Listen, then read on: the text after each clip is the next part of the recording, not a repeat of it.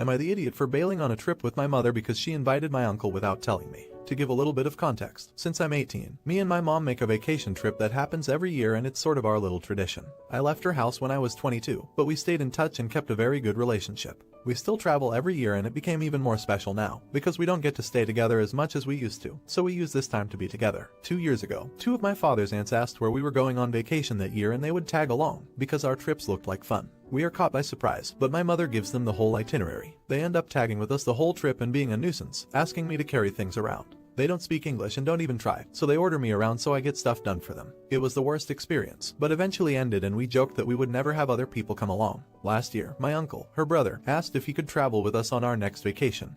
Because it looked fun, yeah, you know where this is going. This time it was worse, we got individual rooms. But this time, I had to share the room with my uncle so he could save some money. I live alone, so I'm not used to sharing a house with someone, even worse a room. Same communication issues and some personality ones.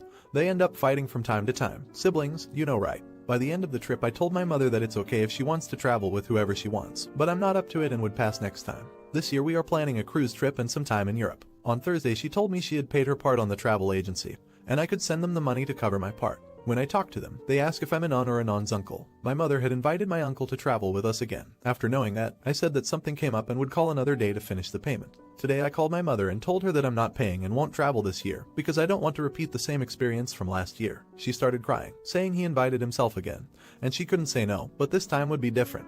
Because in the cruise each one can do whatever they want. Am I the idiot for not wanting to waste my vacation?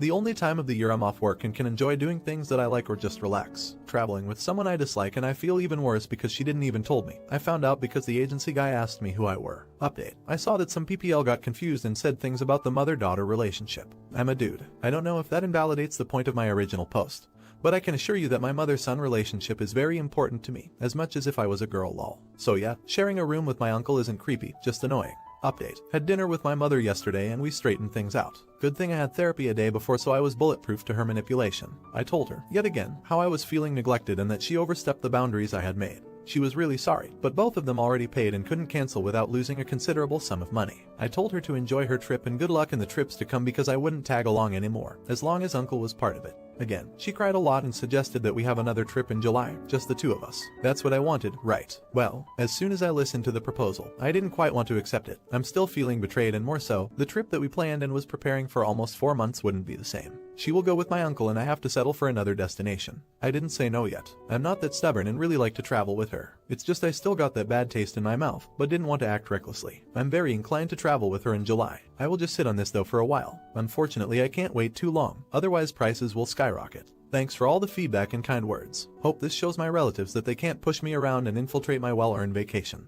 Not the idiot. I would be careful about future plans. You said she's manipulative. She might do it again but won't tell you until after you pay the next time. I would buy travel insurance for next time in case you need to cancel at the last minute. If your mom can't say no, most likely she'll blame you with her siblings. She'll tell them it's your fault and the siblings might tell your mom just not to tell you until the trip starts or until you have already paid. Good luck. Not the idiot. Is it possible for her to pay for your part of the trip in July and you pay her back when the trip is over and no aunts or uncles make an appearance? Sort of like a deposit. And if she breaks her promise, she loses her deposit. It might make her more inclined to stick to your plans and your bonding time. Although, if the bonding time were so important as to make her cry when you cancel, you'd think that alone would be enough motivation for her to put her foot down. Do you think his mom is a manipulator? Let me know in the comments. Now, am I an idiot for not inviting my cousin to my wedding? I'm female 23, and I'm getting married this May to my long-term boyfriend of male 27. We've been waiting to get married for about a year since we've been saving up our finances to move out, and now is the perfect time to start the process of getting married. I'm very excited. We have told our intermediate families so far and they are all ecstatic for us and support us 100%. However, there is just one problem. I have a Aussie female 25 who has bullied me my entire life. I do not want said cousin at my wedding. Growing up, she made my life a living hell. She never missed a chance to make fun of me and she used to physically bully me as well. I remember times she would make up scenarios and would tell me people from school called me ugly, fat and a slut just to make me upset and feel insecure about myself. At one point she even admitted she was jealous of me. These days I feel like we're only civil because our moms are very close. Her mom is my mom's sister. This piece helps our family stick together and there have been no major incidents since then. To this day, she still makes snide remarks or backhanded comments to me. I've come to realize that putting up with that toxic behavior is unhealthy and this is my wedding day. I deserve to feel happy. I decided that I don't want to invite her to something that is supposed to be one of the happiest days of my life. She doesn't deserve to be a part of my happiness. I told my mother this and she was upset. She thinks if I invite my aunt's family and exclude said cousin, my aunt will be very upset and it will cause a whole family fight. My mom also said it will trigger her anxieties and make her feel uncomfortable at my own wedding. I told her if my aunt doesn't want to come because my cousin is uninvited, I would have no hard feelings towards her, and I completely understand.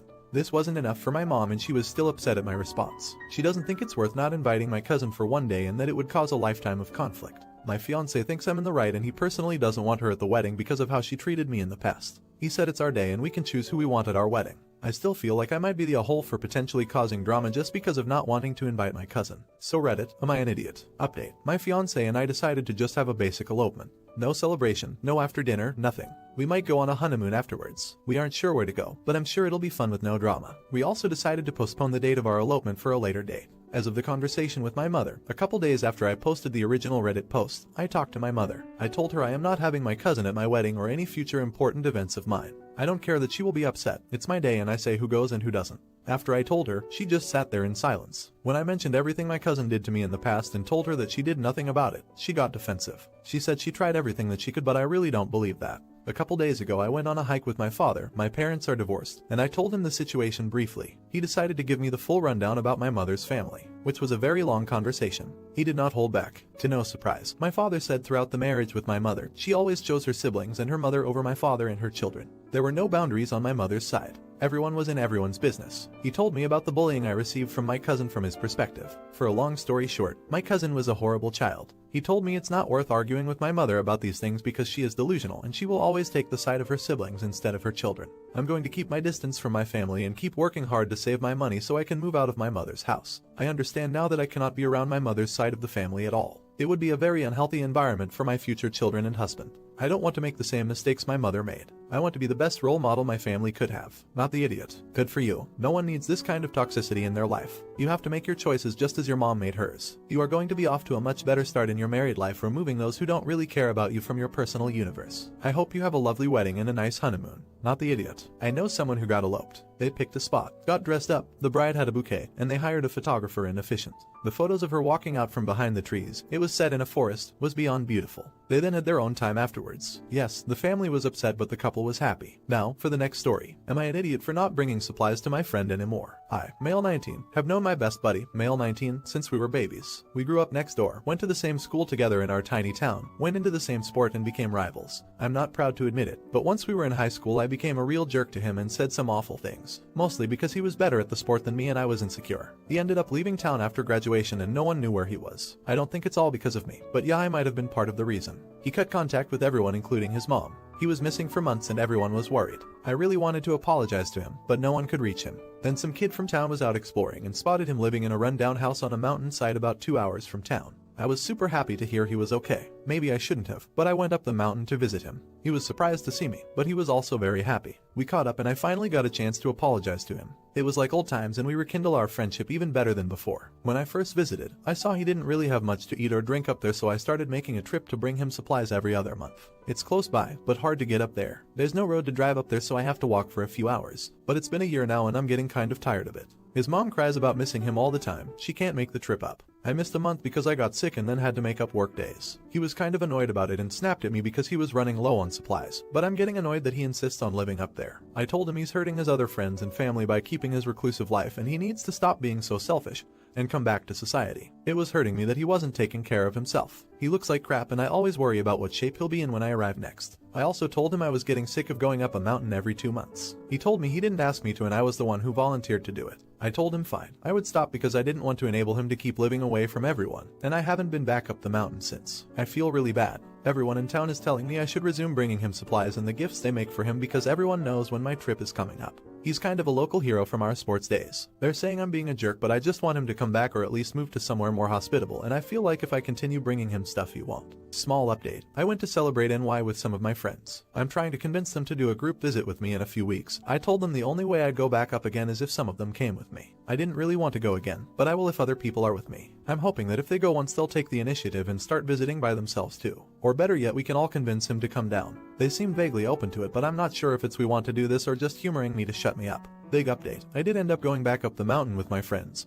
But like I said, I didn't bring supplies. We all tried to talk him into coming down, but he refused. I was pretty disheartened, but he made his choice and so had I. I told him I wouldn't be back, but if he ever wanted to come down, my door was always open to him. About a month later, I was surprised when there was a knock on my door and I opened it and it was him. He was so thin and dirty, but seeing him off the mountain made me happy. I got him cleaned up and now he's staying with me. I was a bit surprised that he didn't want to go home to his mom, but he told me I was the only one who made an effort to be there for him when he was acting unreasonable and that he wanted to stay with me if that was okay. So yeah, he's living with me now and who knows what the future holds. Edit. Thanks for all the comments. I see a lot of you are concerned that I'm not going to be able to set boundaries with him, or that he's going to mooch off of me. You don't have to worry. My grandpa set me up with a really good job at the local gym in our town and I'm making good money and living by myself. I have enough to support the both of us for now and really I don't mind him staying indefinitely. Giving him a safe space to recover is all I want for him right now and we can worry about the rest later. We got him set up with a therapist online that will be seeing him twice a week and I'm hoping it will help him. I may be a little over my head when it comes to mental health issues. I don't know how to help him myself and I don't know when to ask him questions or when to back off. I don't want to make things worse and I'm a bit scared to talk to him about the past. But hopefully the therapist can help him.